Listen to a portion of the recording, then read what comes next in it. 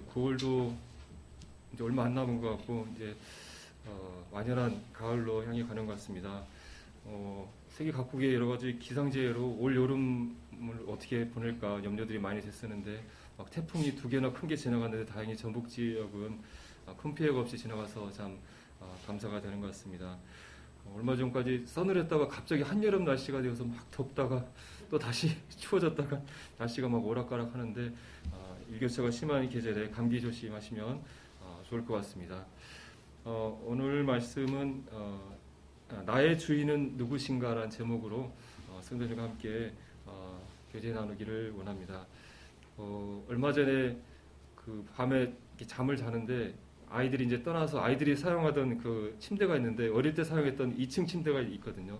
높지 않은 2층 침대인데 저희 방의 침대는 이렇게 돌 침대여가지고 너무 딱딱해서 애들이 없으니까 푹신푹신한 침대에 가서 누워서 잠을 자면서 불을 이렇게 끄는데 스위치가 조금 떨어져 있어요. 그래서 누워서 일어나서 가야 되는데 귀찮아서 누운 상태에서 몸을 돌려서 손을 쭉 뻗어서 이렇게 스위치를 누르면 눌러지겠다 싶어서 누르다가 그만 그대로 옆으로 누운 상태에서 바닥에 이렇게 떨어졌어요. 이게 한 1m 정도 꽤 높은데 그냥 쿵 하고 떨어졌는데 그래가지고 막 목이랑 팔이랑 상당히 이렇게 아파서 한참 고생을 이렇게 했었는데요.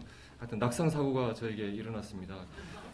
병원에 보면 나이 드신 분들이 이렇게 많이 오시는데 이게 낙상하셔가지고 막 골절되고 막 뇌출혈되고 많은 일들이 일어나는데 이 낙상이라는 것이 나한테도 일어날 수 있구나 하는 생각을 해보았습니다. 이게 나이 들어서 이런 일이 일어났으면 큰 문제가 되는 거잖아요. 다행히 건강하게 이렇게 있어서 감사할 일인데 어쨌든 내 몸을 내 마음대로 이렇게 움직이는 것 같지만 순식간에 그런 사고들이 일어나는 걸 보게 되면서 내 자신을 마음대로 하는 것이 쉬운 일이 아니구나 생각을 해보게 됩니다. 작년에 이렇게 아내가 암 진단과 치료를 받는 과정을 통해서 또 아내 말고도 주변에 여러 성도님들이나 여러 사람들이 이런 암이나 질병 또 사고 이런 것들을 당하면서 어려움 겪는 것들을 보게 됩니다. 내 마음 같아서는 이런 일들이 안 일어났으면 하는데도 불구하고 어느 날 갑자기 이렇게 좋지 않은 여러 가지 일들이 발생하게 되는 것이죠. 또 최근에 태풍과 막 폭우 사건을 통해서 막 어마어마한 비가 쏟아지면서 막 안타까운 소식들을 많이 들었잖아요. 막 지하 주차장에 물이 차가지고 빠져 죽을 생각을 평생 해본 적이 없었을 거 아니에요. 근데 정말 안타까운 죽음이 있었고 또 비가 막 왔을 때 길을 걸어가다가 갑자기 맨홀에 빠져가지고 막 죽은 사람들의 이야기도 있었고 또 얼마 전에 막 여러 나라에서 동시에 막 지진이 일어나서 죽는 사람들도 있었고 하여튼 인생을 살면서 내 마음대로 안 되는 일들이 참 많이 있는 것을 보게 됩니다. 우리 사람들은 내가 나 자신의 주인이라고 생각하고 내 마음대로 원하는 삶을 살 수 있다고 또 그렇게 살아가고 있다고 생각되어집니다. 하지만 곰곰이 생각해보고 또 우리 성경을 살펴보게 되면 사람의 주인이 내가 아니라 하나님이신 것을 우리는 발견하게 되는데요. 그래서 이 시간에 나의 주인은 누구신가에 대해서 성도님과 함께 생각해 보기를 원합니다. 본문 말씀은 골로새서 2장 6절과 7절 말씀입니다. 말씀을 펴서 같이 소리내서 읽어보겠습니다.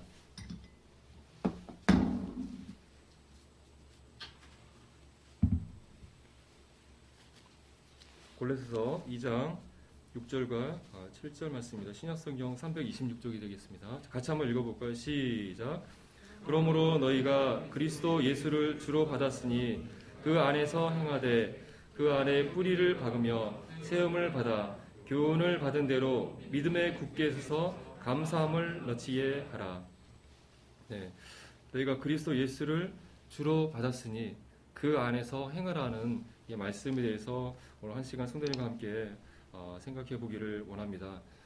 우리가 예수 그리스도님을 믿었을 때 예수님이 나의 죄를 사해 주셨구나. 그래서 내가 이제 죄가 없고 이제 구원받은 자가 되었구나라고 했을 때 우리가 예수님을 나의 주로 시인하게 되잖아요. 여러 말씀에서 우리가 입으로 예수를 주로 시인한다. 예수를 주로 시인한다는 표현들이 많이 나오는 것을 보게 됩니다.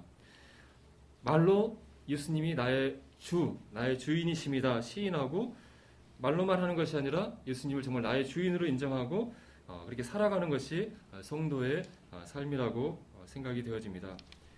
예수님이 나의 주님이시라 한다면 주라는 표현은 주인님이란 뜻이잖아요.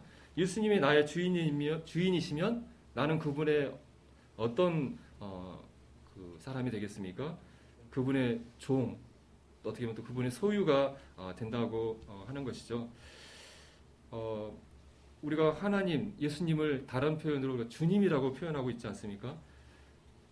하나님과 또 예수님과 이런 관계를 표현하는 여러 가지 들이 있죠. 하나님은 우리 아버지 되시고 예수 그리스도는 교회의 신랑 되시고 이런 다양한 표현들이 있지만 대표적인 하나님과 예수님에 대한 우리의 호칭은 주님이 될 것입니다. 그렇다는 것은 우리가 하나님과 예수 그리스도와 관계 가운데 예수님이 우리의 주인 되시고 우리는 그분의 종이라는 것이 굉장히 중요하다는 것을 생각해 보면서 주님의 주인 되심에 대해서 이 시간에 생각해 보기를 원합니다.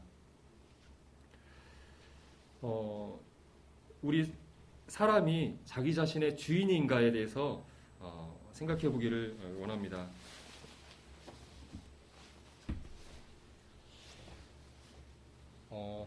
성경 말씀을 살펴보기 전에 그냥 상식적인 선에서 정말 내가 내 자신의 주인일까라는 것에 대해서 생각해 보기를 원합니다.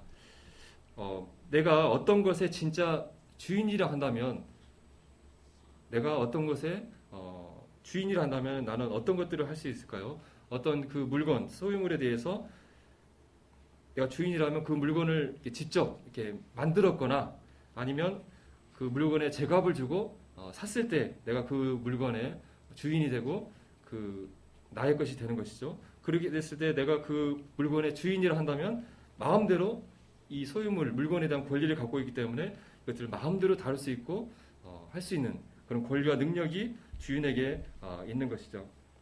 한 예로 로봇과 그 로봇의 주인을 이렇게 생각해 보면 좋을 것 같습니다. 로봇의 주인은 그 로봇을 만든 사람이거나 아니면 로봇을 돈을 주고 산 사람이 주인이 될 수 있겠죠. 그 주인은 이 로봇을 마음대로 이렇게 할 수 있는 것이죠. 이 로봇가 어떻게 움직일 수 있도록 프로그래밍을 해가지고 이 로봇가 뭐 청소하는 일을 하든지 뭐 어떤 일을 하든지 그런 해서 로봇가 어떤 일을 할 수 있도록 마음대로 조종할 수 있고 또 로봇가 만약 고장이 난다면 그 주인이 뭐 자기가 진짜 만든 사람이라면 자기가 고치거나 아니면 서비스 센터에 보내서 고치거나 하여튼 고칠 수도 있고 또 변경할 수도 있고 또 이제 로봇가 이제 필요 없어 한다면 이 로봇을 이제 폐기해서 버릴 수도 있는 그런 마음대로 할 수 있는 것이 로봇의 주인일 것입니다. 반면에 로봇은 어떨까요? 이 주인 밑에 있는 로봇은 자기 마음대로 자기가 자신을 만들 수도 없고 자기가 마음대로 자기를 막 변경하고 자기가 하고 싶은 일을 막 바꾸거나 또 나 이제 더 이상 기능하기 싫어 나 그냥 그만둘 거야 이렇게 할 수 없고 주인이 원하는 대로 움직일 수밖에 없는 것이 로봇과 주인의 관계인 것을 생각해 볼 수 있겠습니다. 또 한 예로서 우리가 집이 있을 때 그 집에 진짜 주인이 있고 또 그 집이 주인이 아니라 새들을 사는 세입자의 관계를 생각해 볼 수 있을 것 같습니다. 진짜 그 집의 주인이라 한다면 집을 마음대로 뭐 고칠 수도 있고 이렇게 변경할 수도 있고 또 살고 싶으면 계속 살거나 또 살기 싫으면 이제 집을 팔고 또 이사도 갈 수 있고 마음대로 할 수 있지 않습니까? 하지만 그 집에 새 들고 살고 있는 세입자는 어떻습니까? 주인의 허락을 받기 전에는 마음대로 집을 변경할 수도 없고 마음대로 꾸밀 수도 없는 것이죠. 그래서 이게 저도 이게 초창기에 이게 전세나 그런 세입자를 생활을 많이 해봤었는데 이게 못을 박을 때도 이걸 주인한테 얘기를 해야 되나 말아야 되나 고민하면서 이렇게 못을 박았던 그런 기억이 있습니다. 또 제일 힘든 것이 계속 여기에 살고 싶고 여건상 나는 여기 살아야 되는데 주인이 당신들 나가 하면 살고 싶어도 나가야 되잖아요. 참 그때를 떠올리면 또 마음이 속이 쓰리는데 하여튼 그 주인이 나가라 해가지고 집을 다른 집을 구하는 과정에서 이렇게 사기를 당해가지고 상당한 전세금을 다 날린 그런 기억이 있습니다. 하여튼 그런 일들이 많이 있지 않습니까? 이 세입자들의 그 어려움들이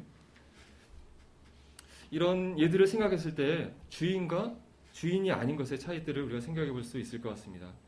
그렇다면 내가 나의 주인이라 한다면 노봇과 노봇의 관계인 것처럼 내가 나의 주인이라 한다면 내가 마음대로 나를 태어나게 할 수도 있고 내 몸을 마음대로 뭐 장기를 마음대로 막 조정을 한다거나 내 인생 가운데 일어나는 일들을 막 프로그램에서 내가 원하는 대로 이렇게 살게 한다거나 그렇게 할 수 있으면 나의 주인이라 할 수 있겠죠.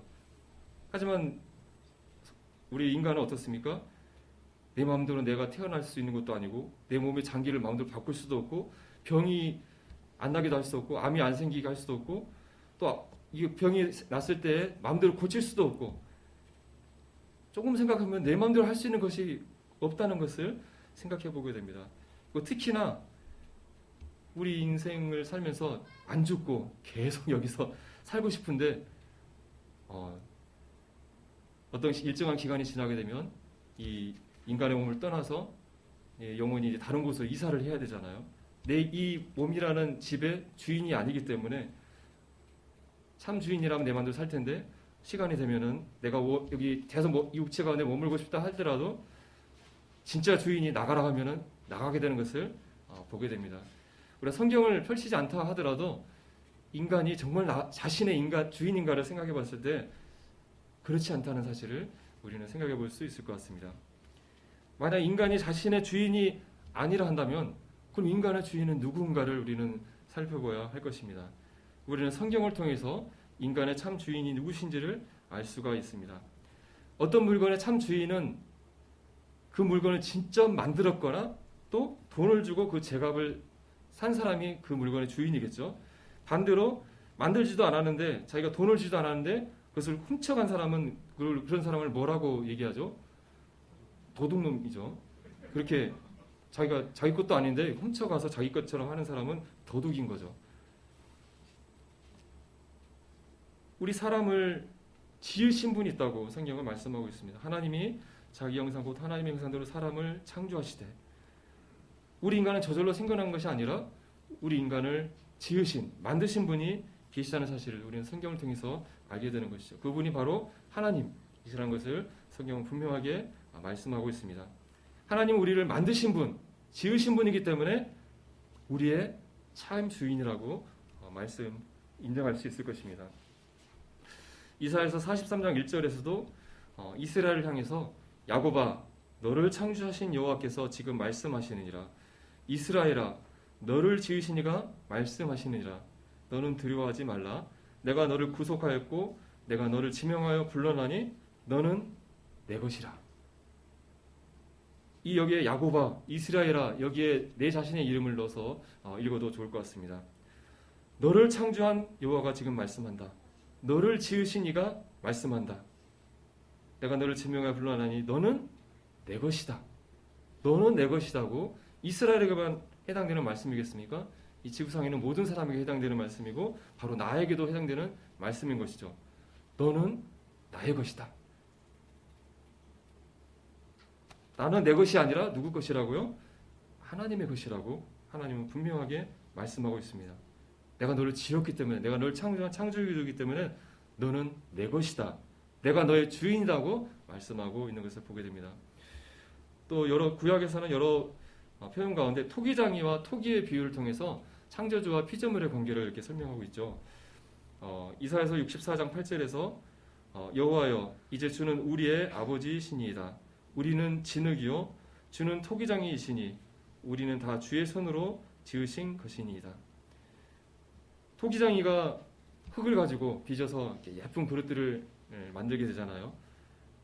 하나님은 이 그릇을 만드는 토기장이와 같고 우리는 그 토기장의 손에 빚어지는 그릇, 토기들과 같다고 말씀하면서 우리는 하나님의 손으로 지어진 존재들입니다. 우리 인생들은 하나님의 손으로 만들어진 피조물들이고 이 토기를 만든 토기장이가 주인인 것처럼 우리 인생의 주인은 나의 주인은 하나님이십니다라고 토기장이와 토기의 비유를 통해서 우리에게 말씀해주고 있는 것을 보게 됩니다. 나를 만드신 분, 나를 지으신 분, 하나님이 나의 주인 되신 것이고 하나님이 나를 향해서 너는 내 것이라고 말씀하고 있다고 하는 것입니다. 또 두 번째로 이게 어떤 물건의 주인이 되려면 직접 만들거나 또 어떻을 때 주인이 된다고 그랬죠? 그 물건을 돈을 주고 샀을 때 주인이 된다고 그랬죠. 그런데 두 번째로 생각해 볼 수 있는 것은 원래 하나님의 것들이었는데 이 사람이 근데 이걸 도둑 맞았어요. 이 사람을 하나님이 주인이었는데 그래서 이 도둑한테 돈을 주고 다시 사왔다고 말씀하고 있습니다. 잘 아시다시피 인간이 이 사기꾼, 이 도둑, 사탄에게 속아가지고 죄를 짓게 됐을 때 하나님의 소유, 하나님의 것들이었는데 이것이 사기꾼인 도둑인 마귀의 소유로 인간들이 되었던 것을 보게 됩니다. 첫사람 아담과 하와에게 다가와서 선악과를 따먹게 함으로 죄를 짓게 만들어서 자신들의 종으로 만들어서 자기가 죄를 짓는 것처럼 인간들도 죄를 지으면서 자기처럼 흑암의 나라에서 흑암의 권세 아래에서 살다가 자신과 같이 영원한 지옥의 형벌을 받도록 자신의 종으로 만들었다고 성경은 말하고 있습니다. 이 사단을 사망의 세력을 잡은 자라고 얘기하고 있고 우리 인생들이 죽기를 무서함으로 한평생 매여 종로로 타고 있다고 히브리서 2장 14절에서 말씀하고 있는 것입니다. 죄를 지는 자는 마귀에게 속하였다고 요한일서 3장 8절에서 말씀하고 있고 또 너희 아비는 마귀다 라고 요한복음 8장에서 말씀하고 있는 것처럼 원래 하나님의 것이었던 인생들이 죄를 지음으로 말미암아 하나님의 소유가 이제 아니라 마귀에게 빼앗겨서 마귀의 종이 되어져서 마귀의 자녀로 죄를 지으면서 살아가게 되었다고 말씀하고 있습니다. 그래서 인생들이 진짜 주인 하나님을 잊어버리고 빼앗겨서 이제는 가짜 주인, 사기꾼, 도둑인 마귀를 자기 주인으로 삼고 인생들이 살아가고 있다고 하는 것입니다. 그런 사실도 알지 못한 채 인생들을 살아가고 있는 것이죠. 그렇기 때문에 이 빼앗긴 이 인생들을 다시 되찾기 위해서 하나님께서 값을 치르셨다고 말씀하고 있는 것입니다. 바로 죄로 인해서 사단에게 팔렸던 사람들을 다시 찾기 위해서 어떤 값을 치르셨습니까? 네. 예수 그리스도의 피값을 치렀다고 성경은 말씀하고 있죠. 사도행전 20장 28절 이하 말씀에서 하나님이 자기 피로 사신 교회를 보살피게 하셨느니라. 하나님이 자기 피, 예수 그리스도의 피로 교회를 사셨다. 우리를 사셨다고 말씀하고 있는 것입니다. 고린도전서 여러 말씀에서 너희는 값으로 산 것이 되었으니 그런즉 너희 몸으로 하나님께 영광을 돌리라. 너희는 값으로 사신 것이니 사람들의 종이 되지 말라. 더 이상 마귀의 종이 되지 말라고 이렇게 말씀하고 있는 것입니다. 마귀의 종이었던 마귀의 소유였던 우리들을 이제 하나님께서 우주의 어떤 것보다도 귀하고 비교할 수 없는 예수 그리스도의 생명, 예수 그리스도의 피값을 치르고 우리를 마귀의 소유에서 우리를 사셨다고 하는 것입니다. 이와 같이 우리는 성경을 통해서 우리는 하나님이 우리를 만드신 우리의 창조주시기 때문에 우리의 주인 되시고 또 두 번째로 우리를 값을 주고 아들 예수 그리스도의 피값을 치르고 우리를 사셨기 때문에 하나님이 우리의 주인 되시라는 것을 우리가 하나님의 소유라는 사실을 우리는 발견하게 되는 것입니다. 우리가 이게 구원받았을 때 내가 지금까지 가짜 주인 사기꾼 밑에서 종노를 하고 있었구나. 죄의 종으로 살고 있었구나 라는 사실을 깨닫게 되면서 원래 나의 참 주인이셨던 하나님과 그리스도를 나의 주인으로 발견하게 되고 그분을 하나님과 그리스도가 나의 주임이시라고 고백하게 되는 것입니다. 우리 로마서 14장 8절과 9절 말씀을 한번 찾아서 같이 한번 읽어보시도록 하겠습니다. 로마서 14장 8절 9절입니다.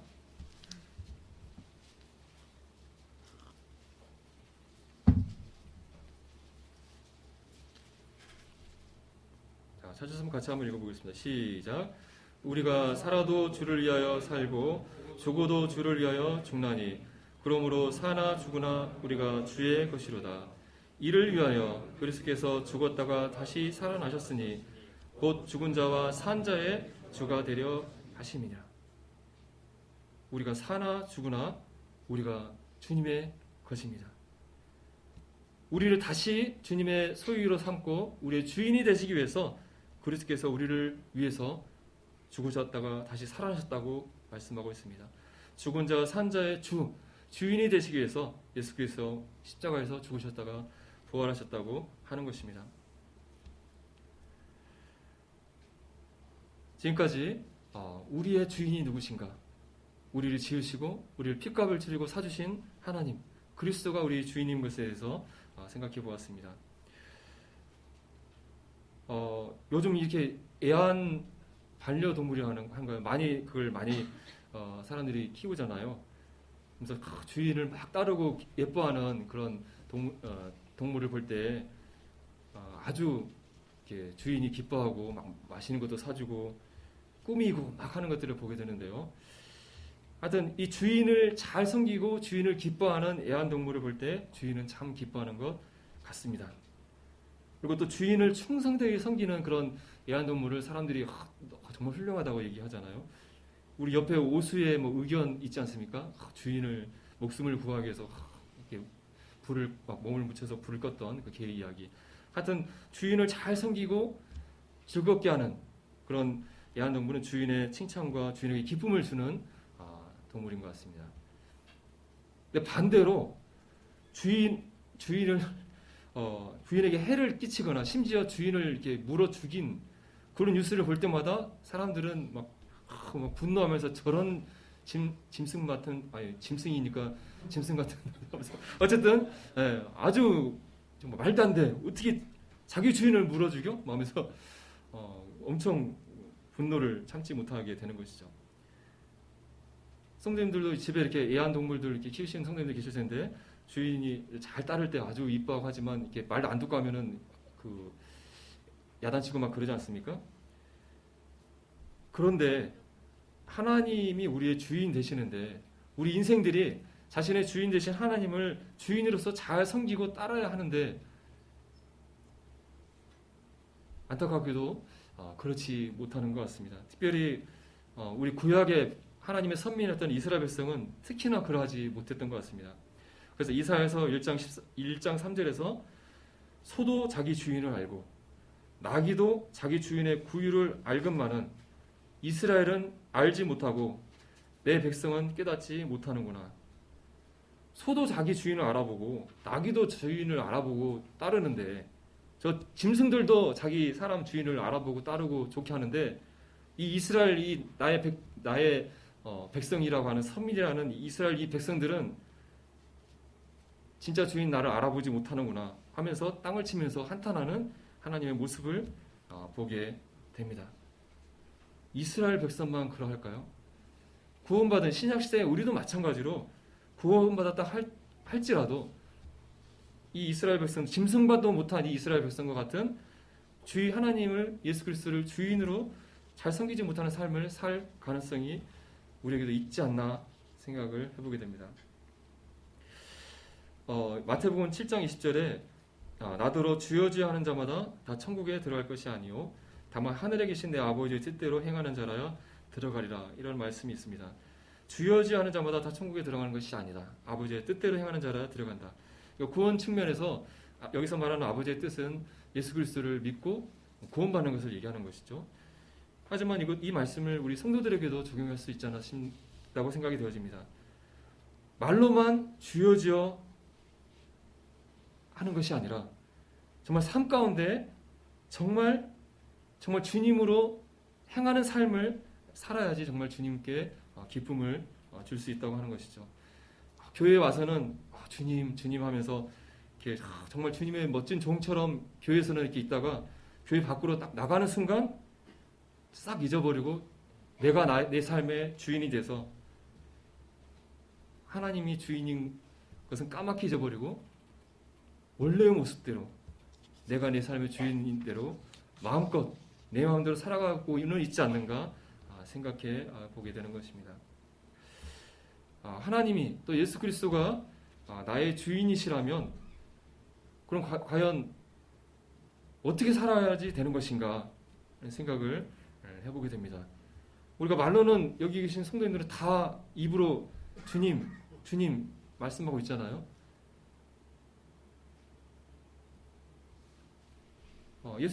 하나님을 주인으로 모신 하나님의 종, 그리스도의 종으로서의 삶은 어떤 삶인가?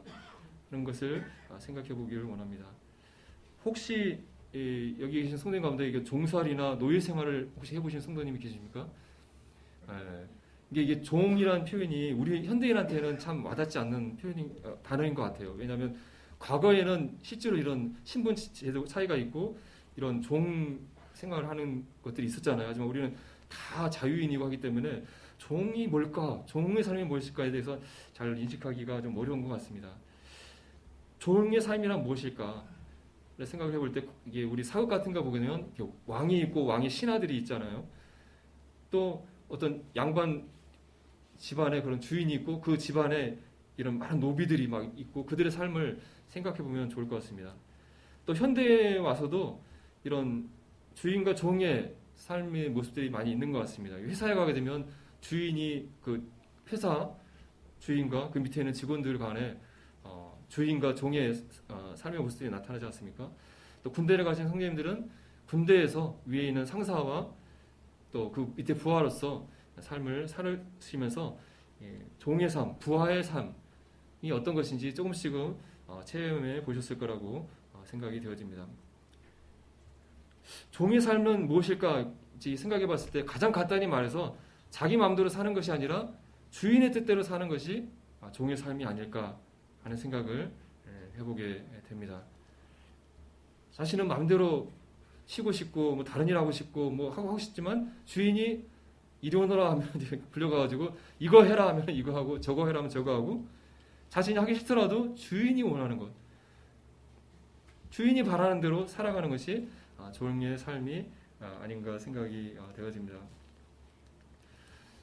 군대 생활을 우리 해본 형제님들은 군대 생활을 통해서 이 종의 삶이 어떤 것인지 아마 뼈저리게 다 느끼셨을 거라고 생각이 되어집니다. 저도 짧은 군대 생활이지만 이 군의관 생활을 하면서 이 위에 상관들을 모시면서 이렇게 생활을 하면서 이렇게 군의관이 아니라 거의 그냥 중대장으로서 이렇게 2년차 때 이게 야전 부대에서 살면서 살았었거든요. 이렇게 연대장님이 막 전 그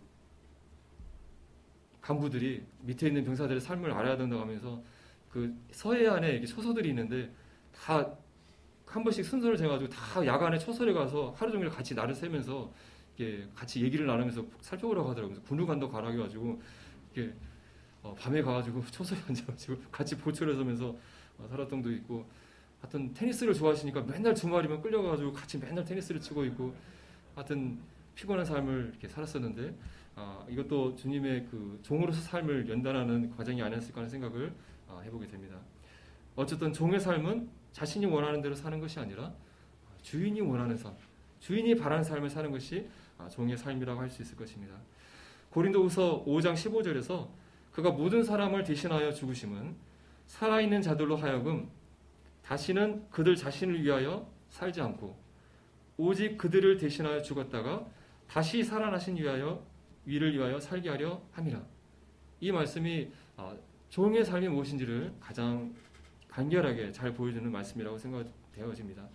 예수 그리스도께서 우리 모든 사람을 대신하여 죽으신 이유는, 우리를 구원해 주신 이유는 살아있는 자들로 하여금 다시는 그들 자신을 위하여 살지 않고 다시는 자기 자신을 위해서 사는 것이 아니라 그들을 대신하여 죽었다가 다시 살아나신 이분이 누구십니까? 예수 그리스도시잖아요. 나를 위해서 살지 않고 나의 주인 대신 예수 그리스도를 위해서 살게 하기 위해서 우리를 구원하셨다고 말씀하고 있는 것입니다. 이 종으로서 주인의 뜻대로 산다는 것은 무엇일까 생각을 했을 때 너무 막연하지 않겠습니까? 말로만 주님 뜻대로 살겠습니다. 말로만 제가 주님 위해서 살겠습니다. 그렇게 하고 삶 가운데서는 내 마음대로 살고 있다고 한다면 말로만 주님 섬기는 삶이 되겠죠. 주인이 종에게 아무개야 이거 하라 이렇게 얘기했을 때 네 하고 자기가 하고 싶은 일 하고 있으면 어떻게 될까요? 순종하는 종의 모습이 아니지 않습니까? 종의 삶은 말의 입술에 있지 않고 삶 속의 행동 가운데 나타난다고 생각이 되어집니다. 실질적인 삶 가운데 내 삶의 영역 가운데 정말 주님이 나의 주인 되신지를 생각해 봐야 된다고 생각이 되어집니다. 나의 삶의 여러 삶의 영역 가운데 이것들이 정말 나를 위해서 살아가고 있는가? 나의 주인 되신 예수 그리스도를 위해서 살아가고 있는가를 우리는 점검해 볼 필요가 있다고 생각이 되어집니다. 가장 구체적으로 생각되어지는 것은 돈입니다. 돈. 온 세상 사람들이 관심을 갖고 있고 모으기를 원하고 사랑하는 돈. 성도님들도 어떤 돈에 대한 관심을 갖고 계시고 많은 재산을 갖고 계실 텐데, 내가 주님의 종이고 주님의 소유라고 한다면 내가 가지고 있는 돈은 누구의 것일까요? 내 것인가요? 주님의 것인가요? 주저주저 하시는 것 같아요. 내 거야. 내가 내 자신이 주님의 것이라면 내가 가진 소유한 모든 것들이 주님의 것이겠죠. 내가 가진 돈이 만약 주님의 것이라 한다면 이 돈이 누구를 위해서 사용되어야 될 것인가? 나를 위해서 사용되어야 될 것인가? 주님을 위해서, 주님의 뜻을 위해서 사용되어야 할 것인가? 우리 성도님들의 이게 가계부를 쭉 살펴봤을 때, 우리 교회에도 재정이 있지 않습니까? 이런 분의 돈이 사용됐다고. 한 달에 생활비를 이렇게 쭉 정리해봤을 때, 내가 가지고 있는 돈이 어디에 사용되는가를 한번 점검해 보신다고 한다면, 내가 가지고 있는 돈을 주님을 위해서 사용하고 있는지, 나 자신만을 위해서 사용하고 있는지를 점검해 볼 수 있지 않을까 생각이 되어집니다. 내가 가지는 물질의 전부를 다 내가 먹는데, 내가 입는데, 내가 즐기는데, 오락하는데 막 그런 데만 사용하고 있다면 내가 하나님의 종, 그리스도의 종이라고 말로만 하고 있다고 반성해야 되지 않겠나 하는 생각을 해보게 됩니다. 내가 가지고 있는 소유물들, 내가 가지고 있는 집, 내가 가지고 있는 자동차, 이런 것들이 누구를 위해서 사용되고 있는가? 또 이 몸도 주님의 것일 텐데, 나의 이 몸, 나의 건강, 나의 힘은 무엇을 위해서 사용되어지고 있는가? 또 내가 가지고 있는 이 시간, 또 나의 재능, 나의 은사, 이런 것들은 어떻게 활용되어지고 있는가를 우리가 세세하게 점검해 보면서, 혹시 내 자신만의 유익만을 위해서, 나의 즐거움과 나의 평안함과 안일함과 즐거움을 위해서 나의 돈과 나의 시간과 나의 모든 것들을 사용하고 있지 않는가, 우리는 점검해 볼 필요가 있다고 생각이 되어집니다. 하나님을 알지 못하는 세상 사람들이 살아가는 사람은 어떤 삶입니까? 오직 자기 자신의 즐거움과 쾌락을 위해서 자신의 돈과 힘과 시간과 재능과 모든 것을 자기를 위해서 살아가는 것이 세상 사람들의 삶의 모습이지 않겠습니까? 성도들이 세상 사람과 다른 삶을 사는 것이 어떤 것이겠습니까? 바로 나의 가진 이런 것들이 누구를 위해서 사용되고 있는가를 우리는 살펴봐야 할 것입니다. 나의 삶의 목표를 나를 위해서 사는 것이 아니라 나를 위해서 죽었다 살아나신 예수 그리스도를 위해서 사는 것으로 삶의 목표를 정하고 나의 가진 모든 것들을 사용하고 있는지를 우리는 점검해 봐야 할 것입니다. 내가 가지고 있는 모든 것들은 주님께서 나에게 맡겨주신 주님의 것이다. 나는 이것을 주님을 위해서 대신 사용하는 청지기일 뿐이다. 라는 그런 생각을 가지고 나의 가진 모든 것들을 주님을 위해서, 주님이 기뻐하는 일에, 교회를 위해서, 또 영혼들을 위해서, 성도들을 위해서 사용한다고 한다면 그것이야말로 예수 그리스도를 종으로 모신 성도의 합당한 삶이라고 생각이 되어집니다. 우리가 종이 되었다고는 말을 들었을 때 마음에 이게 좋지는 않은 것 같아요. 내가 자유인이지 내가 왜 종이야? 그런 생각이 들지 모르겠습니다.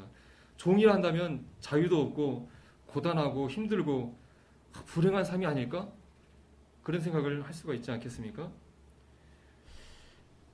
그리고 나는 누구의 종도 아니야. 나는 자유인이고 내 마음대로 살 수 있어. 이것이 현대인의 생각인 것 같습니다.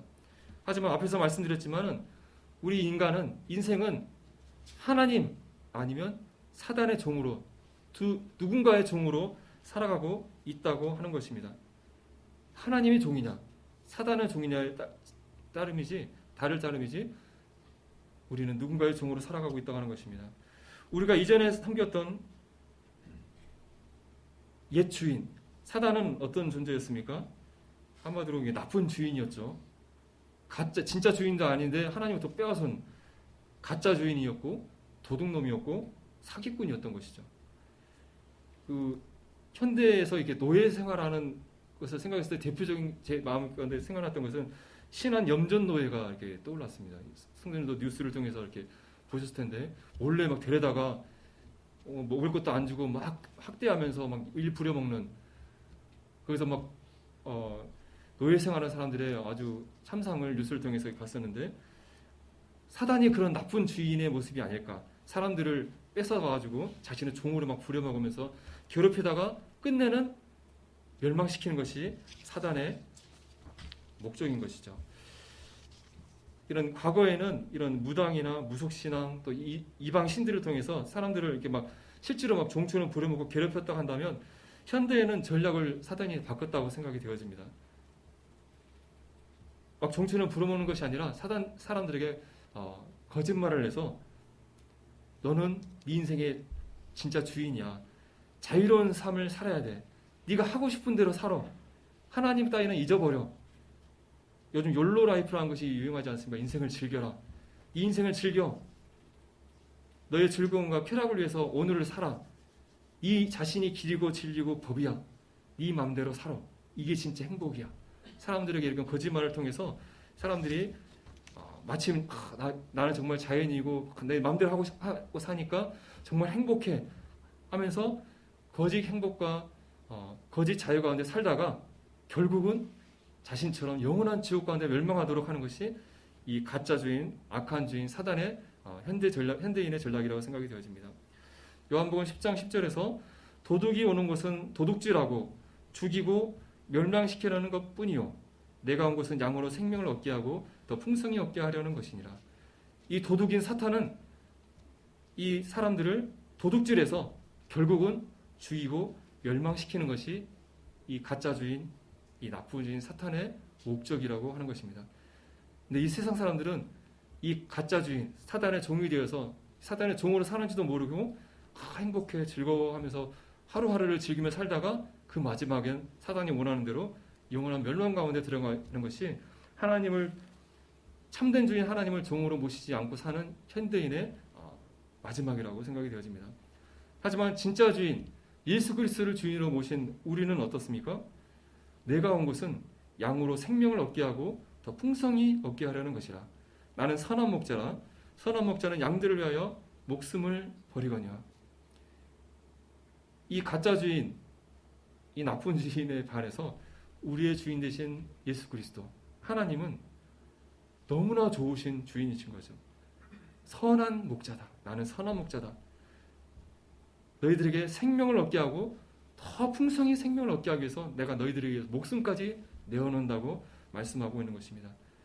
똑같은 종살이를 하는데 사단의 종살이 하는 사람들은 그 마지막은 멸망, 파멸인데, 하나님의 종을 사는 우리들은 너무나 좋으신 선한 목자, 너무나 좋으신 주인 아래서 참된 생명과 영원한 행복과 기쁨을 누리는 것이 우리의 축복이라고 하는 것입니다.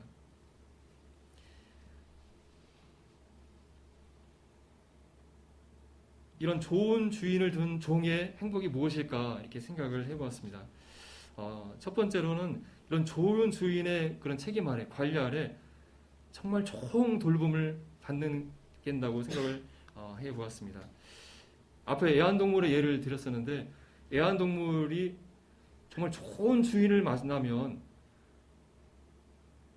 정말 개편한 삶을 살지 않습니까?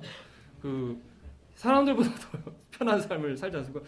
온갖 좋은 거 먹여주고, 막 영양제 주고, 막 그 예방접종 맞춰주고, 막 손톱 관리, 발톱 관리 막 해주고, 사람보다도 더 편안한 행복한 삶을 개들이 사는 걸 보면서 참 개 부럽다 이런 생각을 이렇게 한 번씩 해보게 되는데, 반면에 나쁜 주인을 만난 개들은 어떻습니까? 그냥 피골이 상접해가지고 그냥 털 다 뽑히고 빼빼 말라가지고 막 학대당하고 그런 개들을 보지 않습니까? 어떤 주인을 만나냐가 좋은데, 우리의 주인은 너무나 선하시고 좋으신 하나님, 정말 능력 있고 사랑 넘치시는 하나님 관리 아래서 우리는 행복한, 부족함이 없는 돌봄을 받게 된다고 하는 것입니다. 앞에서 그 주인과 종의 관계 가운데 노부트의 예를 들었는데, 노부트가 고장이 나면 자기 자신을 고칠 수가 없지만, 능력 있는 주인은 노부트의 문제를 알고 이렇게 고쳐서 완벽하게 할 수 있는 것이 주인의 능력이 아니겠습니까? 시편 23편 1절에서 여호와는 나의 목자시니 내게 부족함이 없으리로다. 그가 나를 푸른 풀밭에 누이시며 쉴만한 물가로 인도하시는도다. 너무나 좋은 주인을 둔 종은 부족함이 없는 정말 완벽한 관리와 돌봄을 받게 되는 것이죠. 두 번째로는 좋은 주인과 함께 있을 때, 또 좋은 주인과 함께 일할 때 그 종에게 행복과 쉼이 있다고 하는 것입니다. 마태복음 11장 29절에서 나는 마음이 온유하고 겸손하니 나의 멍에를 메고 내게 배우라. 그리함 너의 마음이 쉼을 얻으리니. 멍에를 메고 내게 배우라는 말씀 보면 막 나에게 막 일을 막 시키고 괴롭힐 거야, 힘들게 할 것처럼 느낄지 모르지만 그렇게 했을 때 너희들의 마음이 쉼을 얻을 것이다. 너희들이 하나님의 종으로, 그리스도의 종으로 삶을 살 때, 그리스도의 멍에를 메고 너희들이 살게 될 때 너희에게 참된 쉼이, 행복이 있을 것이라고 주님은 말씀하고 있는 것입니다. 피조물은 그것을 만든 자의 목적에 살 때, 맞게 사용될 때 가장 좋고 행복할 것입니다. 우리 인생들은 하나님을 위해서, 하나님을 기뻐하게 하는 존재로, 하나님의 소유로, 하나님으로 종으로 창조되어졌고, 하나님을 기뻐하는 삶을 살 때, 하나님이 원하는 삶을 살 때 우리에게 참된 기쁨과 안식과 쉼이 있다고 하는 것입니다. 여기 이렇게 유리컵이 있는데요. 유리컵에 이렇게 물을 넣어서 이렇게 마시지 않습니까? 또 여기에 막 멋진 커피 같은 거 딱 넣으면은 색깔도 너무 멋있고, 또 딱 이렇게 마셨을 때 컵이 참 잘 사용되고 좋은 거잖아요. 근데 이 컵이 나는 자유인이야, 내 뜻대로 살고 싶어, 왜 나한테 물만 담으라고 하는 거야, 마음대로 살 거야 하면서 이 컵이, 나는 못을 박을 거야 하면서 이 컵을 가지고 못을 박으면 어떤 일이 일어나게 될까요? 컵이 성산조각이 나지 않겠습니까? 파멸되는 것이죠. 컵은 물을 담는 목적으로, 액체를 담는 목적으로 사용될 때 가장 행복하고 기쁘고 쉼을 누릴 수 있는 것처럼, 우리가 하나님을 위해, 하나님을 주인으로 모신 종의 삶을 살 때 우리에게 참된 행복과 쉼이 있다고 하는 것입니다. 세 번째로, 주인이 하시는 선한 사업에 동역하면서 주님의 기쁨과 영광을 함께 누리는 축복을 누린다고 하는 것입니다. 달란트 비유에서 잘하였다 착하고 충성된 종아, 내가 적은 일에 충성하였음에 내가 많은 것으로 내게 맡기리니 내 주인의 즐거움에 참여할지어다. 이 주인을 위해서 충성되게 생겼던, 달란트를 잘 늘렸던 그 종에게 네가 충성하였으니 내가 많은 것을 내게 맡길 것이고 네 주인의 즐거움에 참여하라고 말씀하고 있습니다. 우리가 주님을 주인 대신 예수 그리스도 하나님을 주님의 종으로 잘 섬길 때에 이 하나님의 기쁨과 하나님의 영광을 함께 누리는 특권을 누리게 된다고 하는 것입니다.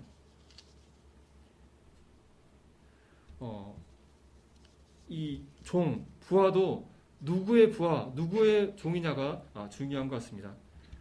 우리 조폭 영화 같은 데 보면은 막 넘버 3 그룹 같은 데 보면은 조폭 우두머리가 있고 그 밑에 부하들 가운데 막 치고받고 하면서 막 그 밑에 오른팔이 되려고 막 싸우지 않습니까? 조폭의 종, 즉 조폭의 최고의 종이 되는 그런 영화들을 많이 보게 되는데, 그럼 깡패의 종이 되면은 어떻게 될까요? 대부분의 그런 영화들을 보게 되면 대부분 조직의 배신을 받아가지고 죽거나 막 쫓겨나거나 막 그러지 않습니까? 반면에 정말 훌륭한 분의 어떤 종이 됐다. 예를 들면 대통령의 오른팔이 되게 되면 어떻게 됐습니까? 대통령의 비서실장이 된다. 하다못해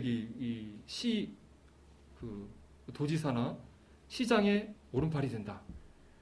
거짐 그 시장이나 대통령의 버금가는 권위와 영예를 누리지 않습니까? 우리가 하나님의 그리스도의 종이 된다고 하는 것은 이와 같이 하나님과 그리스도와 견줄만한, 거의 대등한 그런 영광과 존귀를 누린다는 것을 생각해 볼 수가 있겠습니다. 종이라고 불린다는 것이 기분 나쁘십니까? 부담되십니까?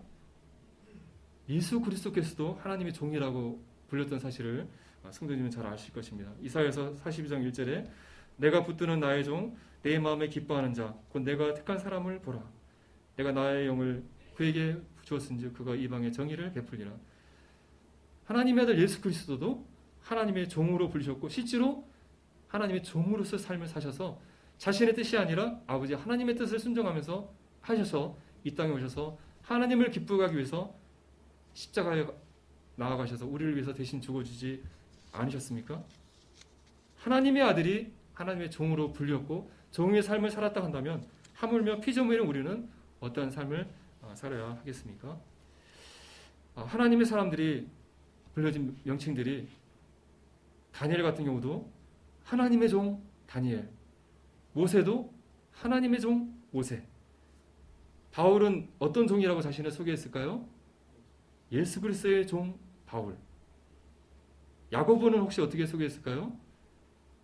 야고보는 좀 스케일이 큰 것 같아요. 하나님과 주 예수 그리스도의 종 야고보라고 야고보서 얘기했더라고요. 어쨌든 하나님의 종으로 그리스도의 종으로 불린다는 것은 얼마나 놀라운 축복이고 영광이고 행복인지를 생각해 보게 됩니다. 여호수아 24장에 보게 되면 여호수아가 이스라엘 백성들을 향해서 너희가 오늘날 섬길 자를 오늘 택하라 이렇게 말씀하는 장면이 나오게 됩니다. 이스라엘 백성들은 겉으로 봤을 때 형식적으로는 다 하나님을 선비이고 하나님을 따르는 백성들이잖아요.